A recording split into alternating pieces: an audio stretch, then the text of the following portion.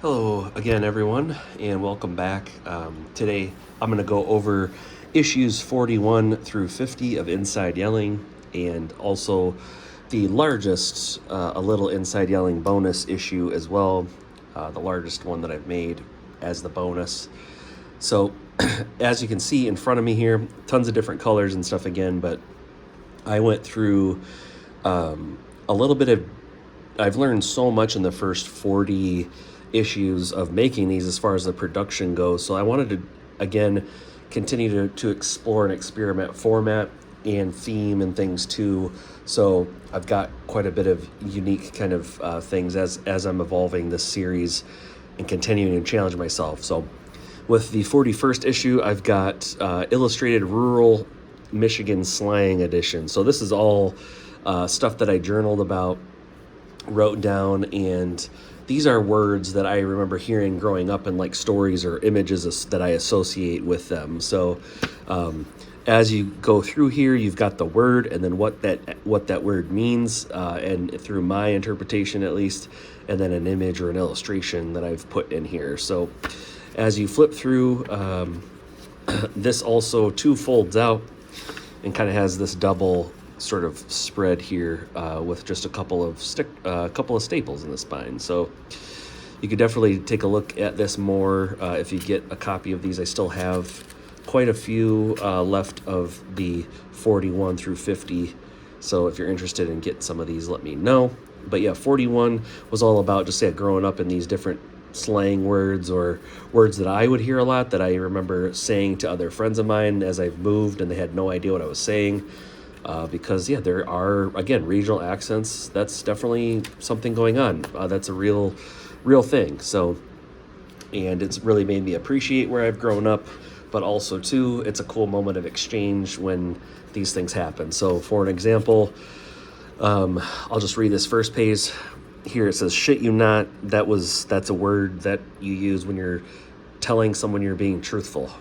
And a lot of times it has to do with when you're telling somebody something kind of outrageous that happened or something really cool that you didn't think was possible. So you'll hear "shit you not." You'll hear that word used a lot during garage sale season when people are telling each other how much they bought something for. So that's an example. Pulling them out of a ditch. That just has to refer to if somebody gets stuck in a ditch and you pull them out of the ditch. Instead of saying all the individual words, it's just one large word. So that is kind of the key thing, at least in my eyes, to a lot of the rural Michigan slang, or at least where I grew up.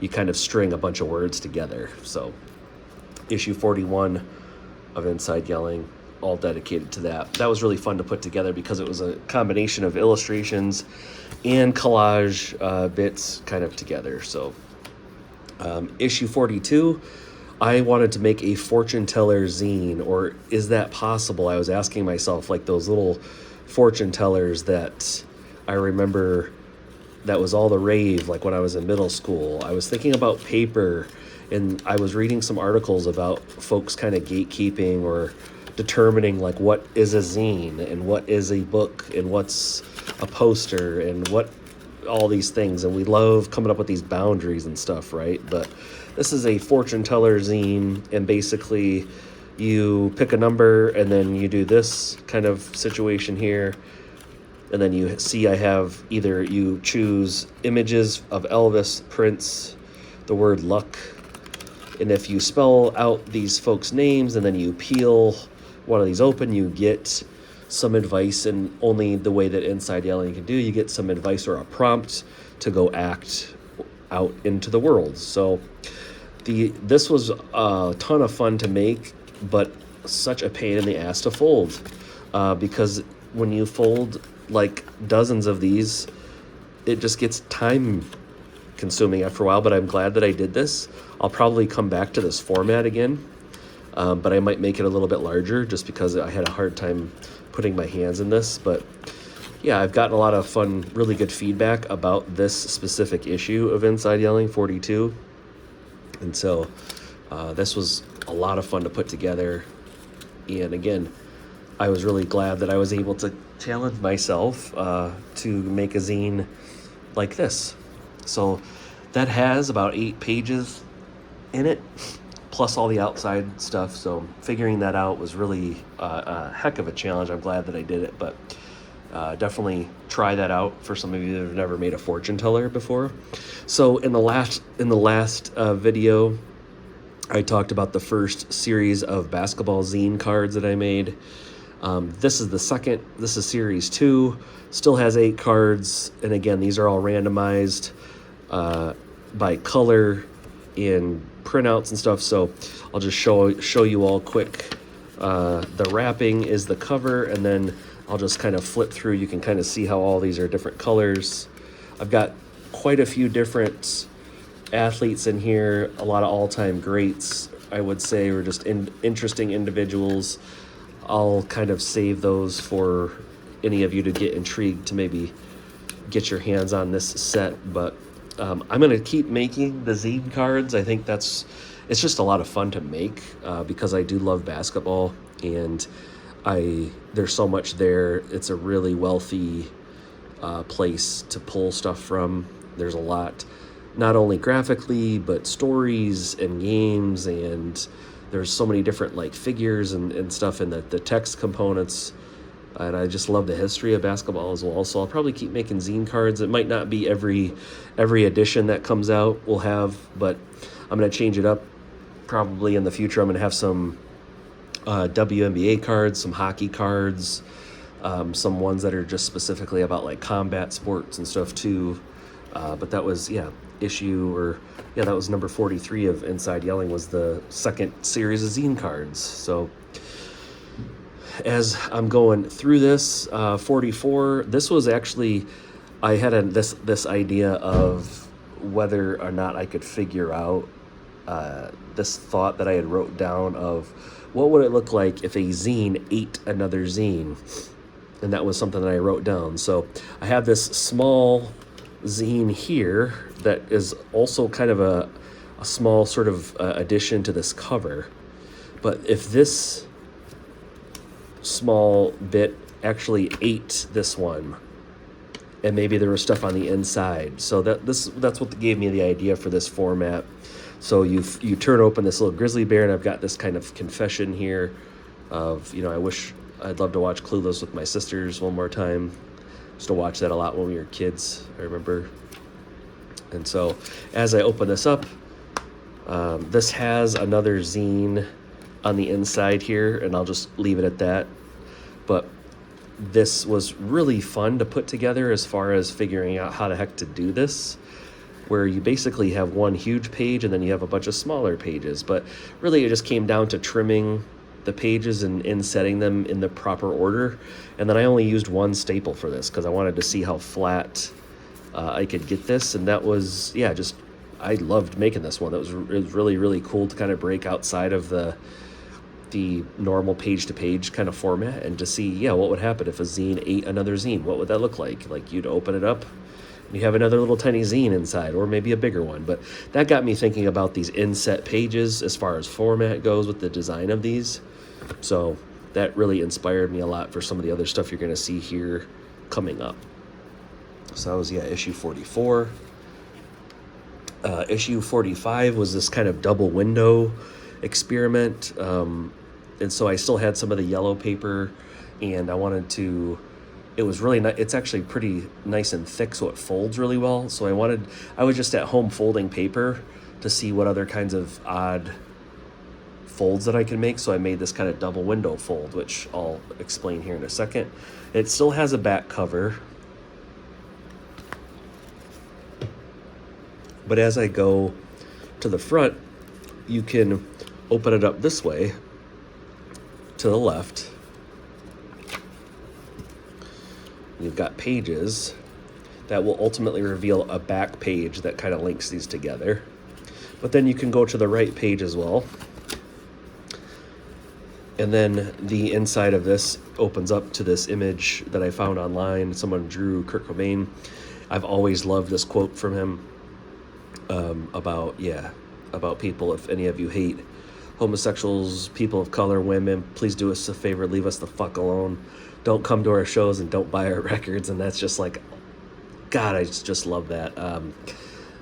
very much in the ethos of Inside Yelling as well. If any of you out there feel like you're doing any of these things, don't entertain or look into any of this. I don't want your business. I don't want you to look at my artwork. Leave me alone. But this is really was kind of just taking two zines, putting them together in a way, and then thinking if I could get them all to work with one piece of paper. So how many zines can you make with one piece of paper? And that was kind of the challenge here. And I wanted to make sure that they were still kind of stitched together, but this is just all fold together, and then I'll kind of show all of you from the top view of this, in case any of you are trying to make one of these. I know that this is probably called something specific. I'm not sure what the word is for it. I just call it the double window zine, but you basically take an 11 by 17, fold it in half, then you fold these kind of like in quarters, and you accordion them down so it all folds back into like almost like you would open up a window, right? So, or shutters, if you want to think about it that way. Inside Yelling issue 46, I've got using that inset cover idea, again, getting inspired from what I did earlier. I have this small, longer cover here that reveals some information, and then as I open up, the pages are turning different colors for the first time. This is the first time I've tried to do this. So this is actually many different sizes all put together, where I have some smaller pages, some larger pages, and the colors are also altering and changing as you go through, and more stuff is revealed. So this, I really enjoyed making this, but it was kind of confusing to put together. There was a lot of times where I would put these together and I'd have to take a break because I was getting lost with exactly what I was trying to do. I kept having to look at the previous one that I put together or finished while I was working on the production side of just, the practicality of putting all these together by yourself. So that's just something to explore a little bit with more, and thinking about how the pages, the colors would change as you're going through. So the more that you get into the interior, it gets brighter or more saturated in as far as the orange is concerned. And then as you turn the page outward, it gets a little bit closer to those green hues, which another thing I had written down was like, could a zine be a gradient? Could you make a gradient zine somehow with what you have available? This issue, number 47, I believe, was what I called the zine buster. So as you can see here, you have a vertical, kind of page orientation, and you have a horizontal as well. The horizontal is inset into the dead middle of this zine. And so the thing that gave me the idea for this, which I'll talk about here in a couple seconds, is I was watching the Alien films and how they have these chest burster, aliens and stuff. Spoiler alert if any of you haven't never seen that before. So I thought, wouldn't it be cool if like a zine could bust out of another one? Like, what would that look like? Instead of a zine eating a zine, what would it look like if one busted out of one? So I've got pretty straightforward text in this zine as far as like legibility goes. And then I decided to take a screenshot of that epic moment and then put the little caterpillar from like Sesame Street and Muppets kind of vibe as a way to kind of counteract that, and use some flowers. And then this is all just longer pages that flip this way. So flipping these together again was a challenge, thinking about how the heck am I going to get all these to relate to each other? Does that matter? Ultimately, I'm the one putting all of these things together, and it has to just make sense to me, I guess, or not. But I know that if I kind of follow my instincts, that hopefully these works will connect with other people. And I've got, good feedback so far about these, and they've just been really enjoyable to make too. So I'm going to keep making zines. But this is 47. Going into issue 48, was inspired by like a brochure that I had grabbed at a gas station, like a map kind of style. So this is just one piece of 8.5 by 11 piece of paper that just folds out like this into the different pages of this zine. So I've got some stuff here, really iconic image of Martin Luther King Jr., Found this weird dog carrying device thing on Amazon that I thought was odd, so I took a photo of that. Took a screenshot, I should say. And then, yeah, just a singular piece of paper folded in fourths, kind of long ways. Very, very strange. This reminded me of earlier, I think it was the issue 28 that was kind of a little bit more thin, almost the size of a piece of gum. This would be like an extended version of that. But technically, I guess this would still be considered a zine because it is paper. After all, I don't really feel like I need to follow a lot of the traditions or things of these ways of making. I just have fun doing these things. So that was a good one to put together. It was a lot more colorful. I remember when I scanned it and made it black and white, it really killed a lot of the color, so I wanted to make sure I used a really bright piece of paper to print these on, just to keep my costs down a little bit, and just the practicality too of folding all of these. So that was 48. 49 is a little bit wider, more of almost like a perfect square. And then here I do have kind of a reveal to another little bit of information here on the bottom. And then as you open it up, I call this kind of the musk melon, or the melon style, the colorway or the color scheme here, where you got this nice kind of bluish green, and then you open it, it's bright orange.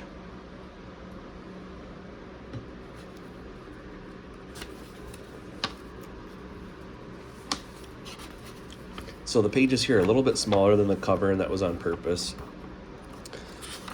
So having some fun with imagery, the text and stuff, as I have been, cutting images in half, and really playing around a lot with texture and optical illusions and stuff with this one. So this is a cool one to read. I definitely suggest checking that out. Number 49. Then number 50. Oh my gosh, we got here. Number 50. When I first started this project, I didn't have an end goal in mind as far as how many I was going to go to, or how many of these I was going to make. But I remember specifically as I was putting together the 50th one, I just thought to myself, wow, this project has gone through like several different seasons of time of my life, the last few years, and just having something to slowly work on in the background of all the other creative projects and stuff that I have going on. I feel really lucky to be able to make work like this, but again, it is something that you have to dedicate a lot of time to and continue to work on. So I know I've talked quite a bit about through these videos all the different things that I enjoy about making zines, but one of the things that it's been so helpful for me is that it allows me to have a place where I don't have to be so critical. I can be a little more flexible. It allows me to slow down and make things by hand.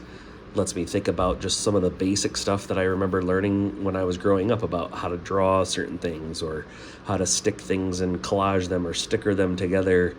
And it's just been such a nice way to balance all of the other critical spaces that I'm in with my career and other different things too. So this was the 50th issue. Holy smokes, I can't believe we got to 50.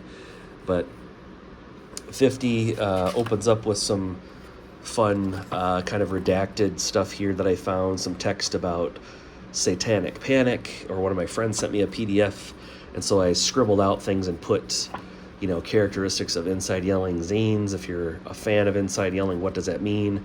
You love subcultures, experiments, you love all people, you're probably really intelligent, you might be an underachiever, you might be creative, you enjoy laughing at religious iconographies, you're withdrawn from your family, or bitter, or you lack humor. That's maybe why you picked this up.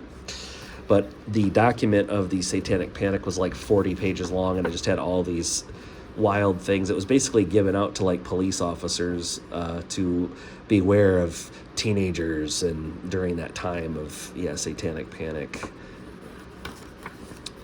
And then here I'm just kind of taking on street preachers, thinking about small changes, coming back to some of my skunk imagery here. they were trying to give this skunk a bath. I'm just like, let that little guy live his life, you know.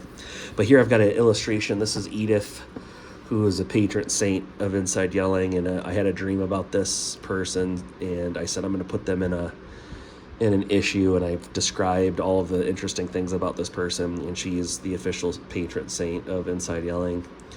Her and her Barracuda bagged glory. But yeah, flipping through this, I also have a few different pages in all of my series that are just kind of dedicated to certain comedians or actors or things that have passed away. And so this was Chris Farley here as a kid.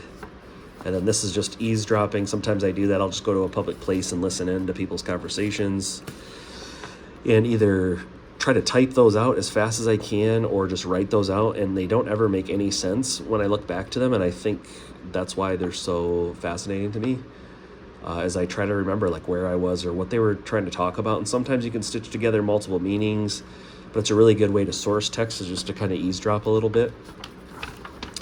Got an illustration here I made of the porch of my house when I was a kid. This little stoop or a cycle bucket next to it. Then here I've just got some other imagery from some different magazines and things. Got this albino moose. It's this kind of recreated drawing from Black Panther, one of the comics I'm always reading. Then I've got some text here, like slang words. People say cake as a reference to women's backsides. A couple of photographs that I took here. And yeah, just other imagery from a John Deere lawnmower advertisement from the 80s that was really strange. And then I've just got kind of landing in on this here. And one of the questions I had in my journals too was like, could a zine be on tape or a cassette? Is that technically, if you hear someone read things through a cassette, is that a zine or no? Does that not work, or does it? Is that an audio zine? I don't know. We can bend these terms and things, but yeah, that was issue 50, and I've just got the final bonus edition here of A Little Inside Yelling number 5, and this was the largest as far as size-wise, the size of this for the Little Inside Yelling. So I've had a couple of folks that I've talked to that have been able to support this project, and they really like these smaller, the bonus issues, and they'll buy they'll actually buy the set of them for like their spouse or someone they know, and then they'll keep the bonus issues because they like these little small ones. So this just has some different illustrations and things, and this was more loose leaf, so there's not actually a staple here. This is just folded really quickly. I was listening to an interview with an artist talking about how they make their books, and they were kind of blowing away the audience by saying, I don't even really like stapling or stitching these together. A lot of my book arts projects are just folded and given. And so I said, oh, that's cool. That's a great idea. Like, why am I spending so much time stapling these things together? I'll just try to do a few pages and just fold them together, see how I feel about that. So this is an experiment here as well, but that is it. That is issues 1 through 50, and I appreciate all of you watching.